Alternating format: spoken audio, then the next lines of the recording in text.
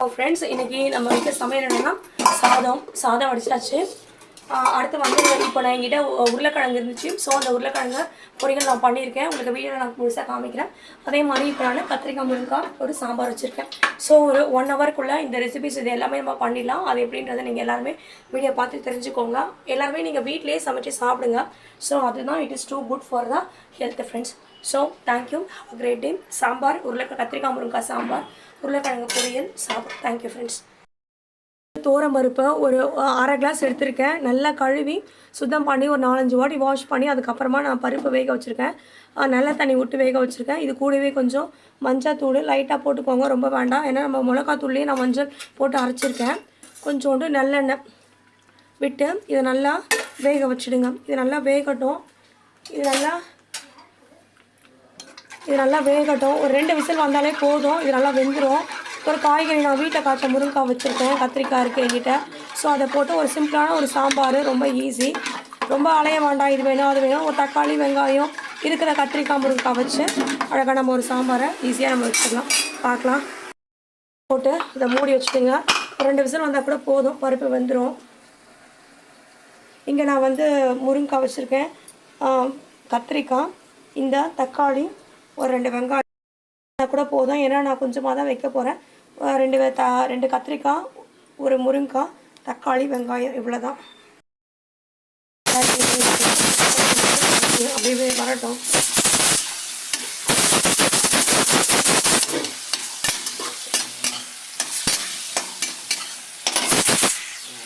First வந்து இந்த பருப்பு போட்டு இந்த காயெல்லாம் வேக வைக்கக்கூடாது. இதை வந்து தனியாக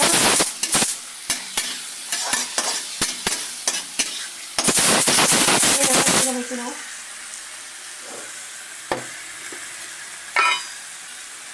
அந்த புளியை வந்து நான் கழுவிட்டு ஊற வச்சுருக்கேன்.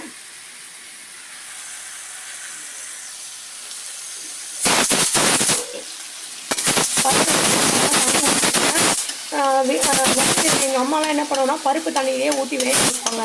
பருப்பு வந்துட்டமாக தான் வேக வச்சுருக்கேன். ஆனால் பருப்போடு பெரிய தண்ணி இருக்காது. நான் தண்ணி ஊற்றிக்கிறேன். எனக்கு இவ்வளோ தண்ணி போதும். நான் திட்டமாக ஒரு 3 பேர் சாப்பிட்ற அளவுக்கு சாம்பார். எனக்கு அதுக்கு மேலே தேவையில்லை. மிளகாத்தூள் போட்டேன். உப்பு வந்து கல்லுப்பு திட்டமாக போட்டுக்கோங்க. அவ்வளோதான், உப்பு போதும். இது நல்லா இது ஃபஸ்ட்டு வேகட்டும். எடுத்து எழுத ஆரம்பிமா, மணி ஆகுது. இது அப்படியே வேகட்டும். இதை வந்து ஒரு தட்டை போட்டு மூடி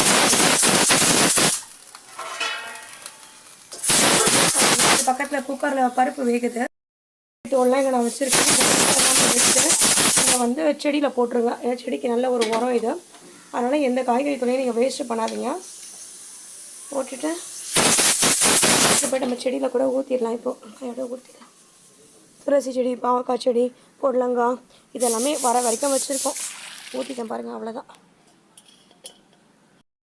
இது பருப்பு இது 4 விசில் வந்துடுச்சு. நல்லா இறக்கிட்டேன். இதை ப்ரெஷர் போகிற வரைக்கும் வெயிட் பண்ணணும். உடனே திறக்கக்கூடாது. இது வந்து நான் பக்கத்துலேயே வேக வச்சுருந்தேன். ஸோ நிறையா தக்காளி, வெங்காயம், காய்கறிலாம் போட்டு இது நல்லா வேகட்டும். காய்கறியில் வந்து எப்போவுமே கத்திரிக்காய் முருங்கைக்கான்றது ஒரு ஃபேமஸான ஒரு சாம்பார்னாலே ஒரு கத்திரிக்காய் முருங்கைக்காய் தான் சொல்லுவாங்க. ஸோ அந்தளவுக்கு ஒரு ஃபேமஸான ஒரு சாம்பார். ரொம்ப சிம்பிள் வைக்கிறது. எப்போவுமே சாப்பாட்டுக்கு வெளியில் போயிட்டு நின்று நம்ம சமைச்சு வாங்கி எடுத்துகிட்டு வரதுக்குள்ளே நம்ம செஞ்சோன்னா 1 மணி நேரம் தான் ஆகும். அதுக்கு மேலே ஆகாது. 5 மணி நேரம் 6 மணி நேரம் ஆனால் கூட நம்மளுக்கு அதெல்லாம் கஷ்டமே தெரியாது. ஏன்னா நம்ம சாப்பிட போகிறோம் இல்லையா. அதனால் இது நல்லா வேகட்டும். இது காய் நல்லா 1/2 வேக்காடு வெந்துருச்சு. 1/2 வேக்காடு வெந்துருச்சு. இது எங்கள் வீட்டில் காய்ச்ச காய். இது முருங்கைக்காய். உண்மையிலே ரொம்ப நல்லாயிருக்கும். அதே மாதிரி உங்கள் வீட்லேயும் ஒரு முருங்கை மரம், காய்கறி செடி கொஞ்சமாவது எடுத்து வைங்க. நேரம் இல்லைன்னு சொல்லாதீங்க. இது இன்னும் கொஞ்சம் நல்லா போட்டு இது வேகட்டும். இது வந்து இன்னும் பருப்பு வரல. இது அப்படியே இருக்கட்டும். புளியை வந்து நான் புளியை முதல்ல கழுவிட்டு கரைச்சி இதை நல்லா வடிகட்டி அப்படியே வச்சுருக்கேன். எவ்வளோ வடிகட்டினாலும் புளியில் வந்து there are some dust always. எவ்வளோ தான் நீங்கள் வாஷ் பண்ணாலும் தெர் ஆர் சம் டஸ்ட் இருந்துக்கிட்டே இருக்கும். ஏன்னா அதோடய ப்ராசஸ் வந்து அவ்வளோ கஷ்டம். ஏன்னா வந்து நான் புளிய மரம் 3 மரம் நாங்கள் வச்சுருந்தோம் வீட்டில். அவ்வளோ கஷ்டமாக இருக்கும். அந்த புளியை உலுக்கி அதை கீழேருந்து பொறுக்கி உடச்சி அப்புறம் அதுலேருந்து நாரை எடுத்து அப்புறம் நார் எடுத்த பிறகு அதில் வந்து கொட்டை எடுத்து அது உள்ளே நம்ம பேக் பண்ணி அப்போல்லாம் வந்து புளியை வந்து பானையில் தானே வைப்பாங்க. பானையில் வச்சு அழுத்தி அந்த புளி வந்து அவ்வளோ ஒரு உடம்புக்கும் அவ்வளோ கஷ்டமாக இருக்கும் அந்த வேலை செய்கிறது. அதனால் வந்து புளியில் வந்து always there has been dust, எப்போவுமே டஸ்ட் இருக்க தான் செய்யும். ஸோ அதனால் நீங்கள் ஒரு தடவை கழுவிட்டு அதுக்கப்புறமா நீங்கள் க்ளீன் பண்ணி கரைச்சிட்டு விடும்போதும் நல்லா மேலட்ட விடுங்க. அப்போ தான் அந்த ஓடு இதெல்லாம் விழாமல் இருக்கும். இந்த சாம்பார் பாருங்கள், இது நல்லா சுண்டி வந்துருச்சு. மறுபடியும் நான் தண்ணியாக வச்சுருந்தேன் இல்லையா, இப்போ நல்லா காய்கறியும் நல்லா இது வெந்துருச்சு. இப்போ நான் எடுத்தே காட்டுறேன், கையில் சூடையில் எனக்கு அப்படியே செஞ்சு பழக்கம் ஆயிடுச்சு. சூடாக கூட எடுத்துருவேன். நல்லா வெந்துருச்சு இப்போ இந்த காய். ஸோ இதை தூக்கி நம்ம இந்த பருப்பு வந்து இங்கே நான் வேக வச்சுருக்கேன். வேக வச்சு நல்லா கடைஞ்சி வச்சுருக்கேன். இங்கே தெரியுதா பாருங்கள், வேக வச்சு இங்கே நல்லா கடைஞ்சி வச்சுருக்கேன். ஸோ இதை தூக்கி நான் இப்போ இதில் ஊற்ற போகிறேன். பக்கத்தில் இட்லி வந்துட்டுருக்கு. ஸோ இட்லி ரெடி ஆகிடுச்சு.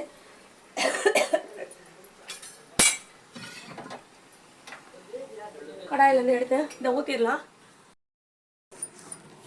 ஸோ இங்கே நான் பருப்பு வச்சுருக்கேன். ஸோ இதை தூக்கி இதில் ஊற்றிடலாம் ஃப்ரெண்ட்ஸ். ஊற்றிட்டு தண்ணி இருந்துச்சா தண்ணி தூக்கி தலை கழுவி ஊற்றிடுங்க. கழுவிட்டு இதெல்லாம் இதில் ஊற்றி திருப்பி இன்னொரு தடவை இதை நல்லா கொதிக்க வைக்கும். ஏன்னா இதில் பருப்பு நம்ம தனியாக ஊற்றிருக்கோம் இல்லையா, பருப்பை ஊற்றி நல்லா இதை இன்னொரு தடவை நல்லா இதை கொதிக்க வச்சுடுங்க. கேஸ் பற்ற வச்சு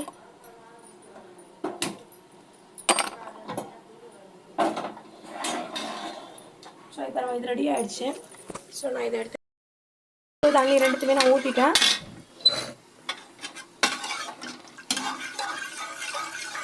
இது நல்லா கொதித்து வரட்டும். இது நல்லா கொதித்து இந்த தண்ணியும் இந்த பருப்பு இந்த காய்கறி வேக வச்சது இது நல்லா கொதித்து வரும்போது கடைசியாக நம்ம இதை வரேம்மா சயின்ஸ் முடிச்சிட்டியா, அடுத்து சோஷியல் எடுத்து எழுது. இந்த புளியை வந்து நம்ம வடிகட்டி மேலட்டை இப்போ நம்ம அதில் ஊற்ற போகிறோம். இது நல்லா இப்போ நல்லா இது கொதிக்கட்டும். அப்படியே பக்கத்துலேயே இப்போது இட்லி வந்துட்டுருக்கு. ஸோ இட்லி பக்கத்தில் சாம்பார் இது ரெண்டுமே இப்போ ரெடியாக போகுது. இன்னும் கொஞ்சம் நேரத்தில் அப்படியே கொதிக்கட்டும். இது நல்லா இப்படி கொதிக்கட்டும். அப்படியே ஒரு தட்டை போட்டு லிட்டை போட்டு க்ளோஸ் பண்ணி வச்சிடலாம். விசில் போட வேண்டாம், லிட்டு மட்டும் போட்டுடலாம். இட்லி சாம்பார் ரெண்டுமே இப்போ ரெடியாக போகுது. வந்து இது சாம்பார் வந்து நல்லா கொதிச்சிட்ருக்கேன். ஸோ எங்கிட்ட கொஞ்சம் நான் உருளைக்கிழங்கு நான் வச்சுருக்கேன். ஸோ இதை நல்லா காமிக்கிறேன். நல்லா கொதிக்க ஆரம்பிச்சிச்சு, நல்லா ஆவி வருது பாருங்கள். ஸோ இதை அப்படியே வச்சுட்டு நான் பக்கத்தில் வந்து நான் உருளைக்கிழங்கு வச்சுருக்கேன். ரொம்ப லைட்டாக தான், ரொம்ப சிம்பிளான ஒரு விஷயம். 2 கடுகு போட்டு கொஞ்சம் மிளகாத்தூள் உப்பு போட்டு செய்ய போகிறேன். ஜஸ்ட் ஒரு 3 மினிட்ஸ் தான் ஆகும், அதுக்கு மேலே ஆகாது. எண்ணெய் கடாய் நல்லா காஞ்சிருச்சு. ஸோ இப்போ நான் எண்ணெய் எப்பவுமே கம்மியாக சாப்பிடுங்க. நிறைய சமையல் வீடியோஸில் நிறைய எண்ணெய் ஊற்றுறாங்க, அதெல்லாம் நல்லதே கிடையாது, உடம்புக்கு கண்டிப்பாக நல்லதில்லை. அதனால் எண்ணெய் ஊற்றிருக்கேன் பாருங்கள். எண்ணெய் ஊற்றிட்டு கடுகு கொஞ்சம் எடுத்துக்கலாம்.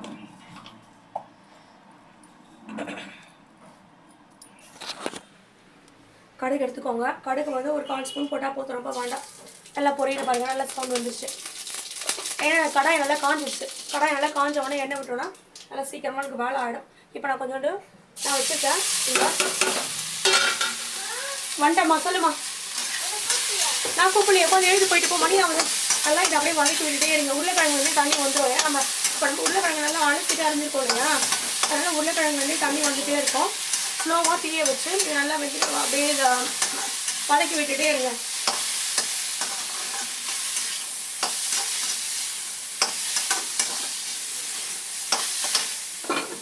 சாம்பார் இங்கே பக்கத்தில் ரெடி ஆகிட்டுருக்கு. நல்லா இது நல்லா வதங்கிடுச்சு. இந்த காய் இப்போ கொஞ்சம் எழுதி போயிட்டு போ. இந்த காய் நல்லா இது வதங்கிடுச்சு. தண்ணி நிறைய விட வேண்டாம். ஏன்னா இப்போ நம்ம இது தக்காளி வெங்காயம் போட்டு தொக்கு மாதிரி பண்ணல. ஜஸ்ட் இது ஒரு சாம்பாருக்கு லைட்டாக தொட்டுக்கிற மாதிரி தான் பண்ண போகிறோம். எங்கள் பக்கத்தில் சாம்பார் ரெடி ஆகிடுச்சு. அது நல்லா பிரிஞ்சு எண்ணெய்லாம் பிரிஞ்சு வெளில வந்துருச்சு பார்த்தீங்களா, அவ்வளோதான். இதான் இந்த சாம்பாருக்கு ரெசிபி. இது முடிஞ்சிச்சு. இதில் வந்து கொஞ்சோண்டு ஒரு 1/4 ஸ்பூன் மிளகாத்தூள் போட்டால் போதும், ரொம்ப வேண்டாம். சும்மா லைட்டாக இருந்தால் போதும், ரொம்ப நிறைய தேவை. நம்ம பண்ணுறது தான் சமையல். கொஞ்சோண்டு உப்பு போட்டுக்கோங்க, அவ்வளோதான் போதும். இது வரைக்கும் போதும். இருக்குது இப்படியே சிம்மில் வச்சு வதக்கி விட்டிங்கன்னா உண்மையிலே நீங்கள் எவ்வளோ நிறையா போட்டு செஞ்சால் கூட இந்த டேஸ்ட் உங்களுக்கு வராது. ஏன்னா ஒரு காய்க்கு ஒரு விதமான குணம், அந்த மாதிரி சொல்கிறேன். ஒவ்வொருத்தருக்கும் ஒரு குணம் மாதிரி, ஒவ்வொரு காய்க்கும் ஒரு விதமான குணம், அவ்வளோதான். ஏன்னா இதில் வந்து கொஞ்சோண்டு தண்ணி தெளித்து விட்டுக்கோங்க. லைட்டாக தண்ணி பக்கத்தில் இருக்குது, லைட்டாக விடுங்க போதும், அவ்வளோதான். அப்புறம் நான் இந்த புளியோதரைக்கு கொஞ்சம் அரைச்சி வச்சுருக்கேன் இல்லையா, மிளகா தனியா கடலைப்பருப்பு, உளுத்தம்பருப்பு, வெந்தயம், கடுகு, எள், வேறு என்ன, அதெல்லாம் போட்டு வச்சுருக்கேன் இல்லையா, அதெல்லாம் போட்டு அதுக்கப்புறமா தூவி இறக்கிட்டோன்னா சூப்பராக இருக்கும். இப்போ நான் வந்து இது எதுக்கு வச்சுருக்கேன்னா, இந்த இடத்த பக்கத்தில் வந்து நான் இந்த தோலெல்லாம் வெங்காயம், உருளைக்கிழங்கு தோல், சீவன தோலெல்லாம் வச்சுருக்கேன். தண்ணியில் போட்டு இதை நான் எடுத்துன்னு போயிட்டு அப்படியே நான் செடியில் ஊற்ற போகிறேன். என்ன லக்ஷனா? சரி, நீ எழுது. செடியில் நான் ஊற்றிட்டேன். இதே மாதிரி தான் ஒரு வாட்டி நான் ஏதாவது காய்கறி தோல் எடுத்து வச்சுன்னா எடுத்துன்னு போய் நேராக செடியில் ஊற்றிட்டு வந்துடுவேன். ஸோ நீங்களும் அதே மாதிரி பண்ணிவிடுங்க. வதக்கி விட்டுட்டே இருங்க. அவ்வளோதான். இது ரெடி ஆகிடுச்சு. இன்னும் ஒரு 5 நிமிஷம் ரெடி ஆகிடுவது. சாம்பார் ரெடி ஆகிடுச்சு. நான் எடுத்து போகிறேன் இப்போ சாம்பாரை. நான் இதுக்கப்புறமா நான் சாம்பாரில் கொஞ்சம் புளி விட்டுட்டேன். கடைசியாக தான் புளி விடணும், இப்போ விடக்கூடாது. ஸோ புளி விட்டுட்டேன். இப்போ நம்ம சாப்பாடு ரெடி பண்ணிடலாம். சாப்பாடு எடுத்து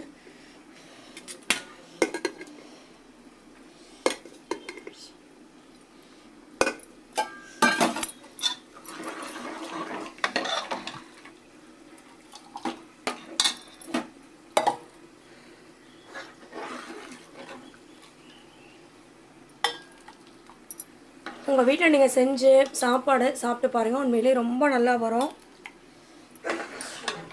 ஆனால் எதுக்கு ஹோட்டலில் போயிட்டு வெயிட் பண்ணி நம்ம சாப்பிட்ணும் இல்லையா? அப்புறம் வீட்டில் செஞ்சோன்னா அடுப்பில் வந்து இறக்கி உடனே நம்ம சாப்பிட்லாம். ஸோ உண்மையிலே அது ரொம்ப டேஸ்ட்டாக இருக்கும்.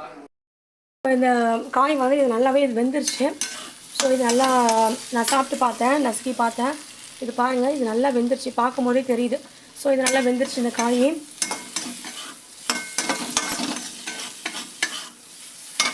நான் கொஞ்சம் இதுக்கு புளியோதரை மசாலா கொஞ்சம் அரைச்சி வச்சுருந்தேன்.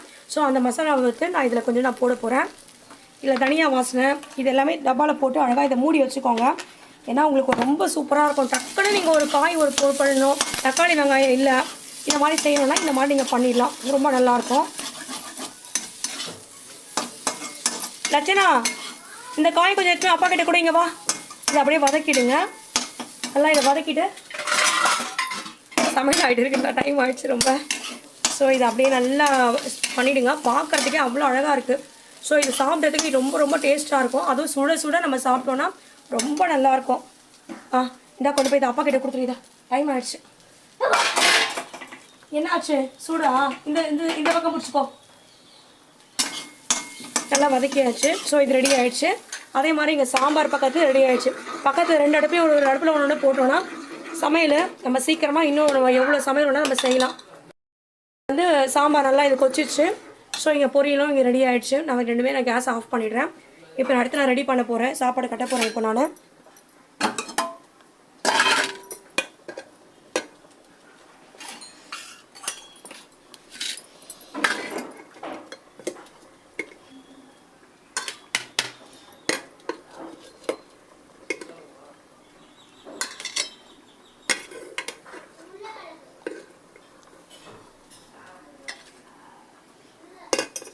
அதில் வந்து கொஞ்சம் மிளகாத்தூள், தனியா அந்த புளியோதரை கரைச்சல அந்த பவுட்ரு,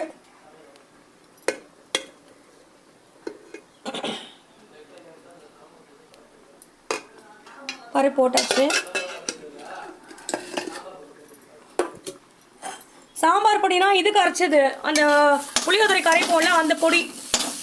மிளகா, தனியா, மிளகு, சீரகம், காஞ்ச மிளகாலாம் போட்டிருக்கு. நல்லா இது வதங்கிடுச்சு. ஸோ இது முக்கியமான விஷயம் என்னென்னா, இது வந்து சமையலில் வந்து எப்போவுமே இது வந்து கறி பிடிக்கல, இது வந்து நல்லா கோல்டன் ப்ரௌனில் தான் இருக்குது. அதனால் இது தீயலை, தீஞ்சிச்சுன்னா பிளாக் கலரில் வந்துடும். அந்த மாதிரி வரக்கூடாது. அந்த மாதிரி வந்துச்சுன்னா it's spoil the entire dish, taste of the dish. அவ்வளோதான் ஃப்ரெண்ட்ஸ், இது ரெடி ஆகிடுச்சு. சாப்பாடு நான் கேஸையும் நான் ஆஃப் பண்ணிடுறேன். எனக்கு போதும், முடிஞ்சு போச்சு இந்த வேலை. ஸோ இதுதான் உருளைக்கிழங்கு. பார்க்கும்போது உருளைக்கிழங்கு ரொம்ப எப்படி இருந்துச்சு, நான் 1 வாரம் ஆயிடுச்சு எனக்கு செய்யறதுக்கே. ஆனால் இது சாப்பிடும்போது 1 வாரம் ஆன காய் மாதிரி நம்மளுக்கு தெரியாது. ஸோ இது சாம்பாரும் சூப்பராக ரெடி ஆகிடுச்சு. தண்ணியாகவும் இல்லை, கட்டியாகவும் இல்லை, கரெக்டாக இருக்குது. இப்போ நம்ம எடுத்து ஊற்றிடலாம். உருளைக்கிழங்கு எடுத்து வச்சிடலாம் டிஃபன் பாக்ஸில்.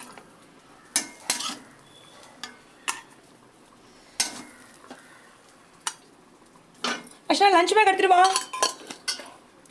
அடுத்து நம்ம சாம்பார் ஊற்றிடலாம். லக்ஷா, லஞ்ச் பேக் எடுத்துட்டு வாமா, மணி ஆகுது. அதே எடுத்தாந்து கொடுமா, டைம் ஆயிடுச்சுமா. என்னால் இங்கே வர முடியாது, அடுப்பாண்ட விட்டுட்டு. டக்குன்னு வா. சாம்பார் எடுத்து எப்போவுமே நம்ம சுட சுட சாப்பாடு செஞ்சு நம்ம சாப்பாடு போட்டோன்னா உண்மையிலே அவ்வளோ ஒரு டேஸ்ட்டாக இருக்கும்.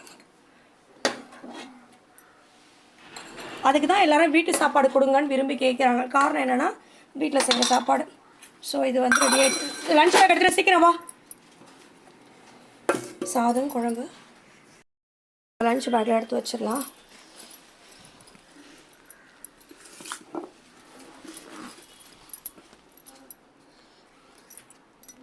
அஷா இதை கொண்டு போய் அப்பா கிட்ட கொடுத்துருமா. இதை வந்து ரெடி ஆகிடுச்சு ஃப்ரெண்ட்ஸ். ஸோ பொரியல் குழம்பு